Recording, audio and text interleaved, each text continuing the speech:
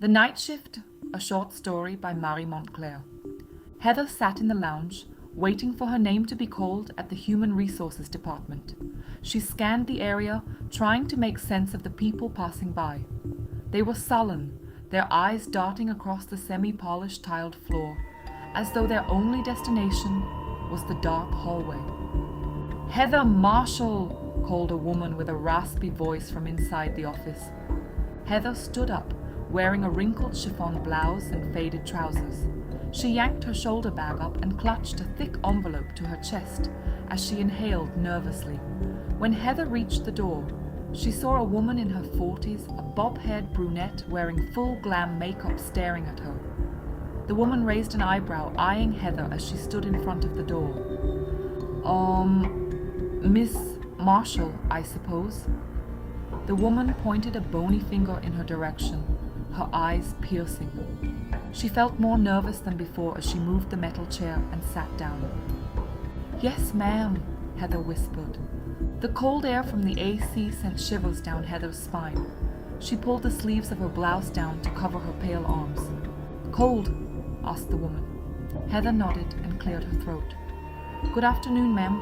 I read in the Post that you were looking for a night shift worker for your data collection team." The woman paused a moment, still looking at her. "Yes," she muttered, fixing her spectacles. "You must be 3 hours early. Arrange the documents in the storage room. Do you have experience with computers?" She continued. "Yes, ma'am," Heather answered. "On your way out, please let Mrs. Dwight assist you with your corporate ID and uniform, yes?" she instructed. Heather felt uneasy that the woman did not even bother to introduce herself. Her office smelled of dried paper mixed with mold and coffee. A dying cactus was carefully displayed among books and piles of crumpled papers. The only lighting in the room came from an old Baroque lampshade. When Heather was outside the Human Resources office, she was greeted by a very enthusiastic woman with short curly hair and a gentle smile. "Miss Marshall?" she asked. "Yes," Heather mumbled. "Here's your ID and uniform. You may report immediately today." The woman abruptly turned around without hearing Heather's response. 3 hours early, Heather returned to the office, but the people who walked sullen, hunched figures were gone. The Human Resources office was also closed. No one was in sight except for the man at the reception area.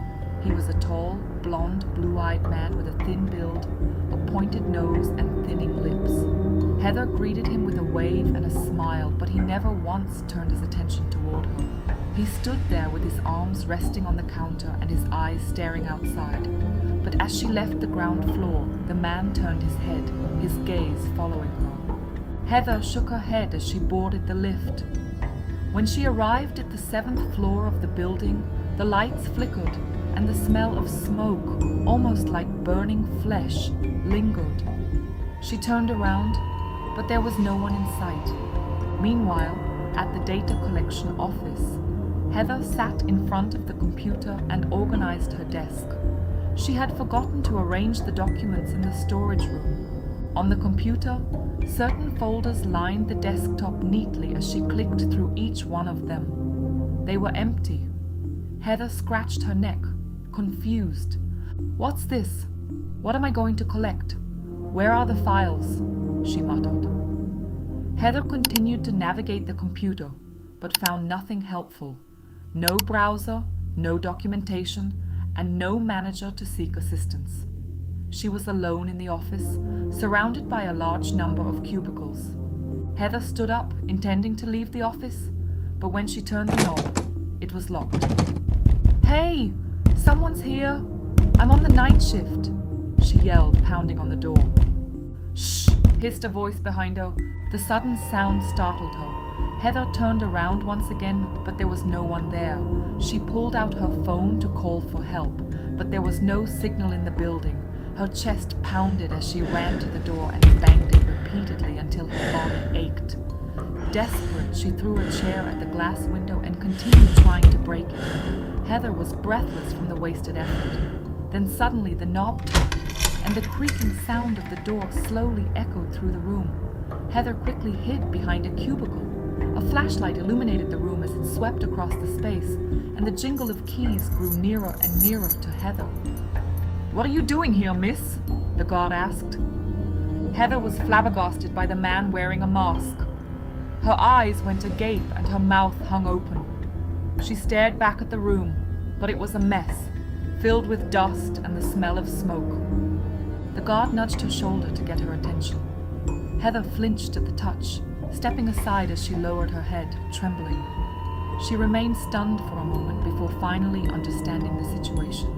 "I work here," she whispered. "Sorry, what?" the guard asked in disbelief, taking her arm. "Come on, miss. This place is not safe for you to be wandering around." The man radioed someone while escorting Heather outside the dilapidated building. Heather looked around. There was nothing but bushes and large trees. The man instructed her to rest for a while he called emergency services. "Miss, what are you doing here?" he asked again, wiping his forehead. "I'm a guard here, and this place is restricted." Heather looked down, then turned when someone pinched her arm. When she checked, there was a shadow standing behind the wall of the building, its eyes staring directly at hers. A week later, Heather woke up from the same nightmare. But when she opened her eyes, she did not feel relief. The eyes were already in the room,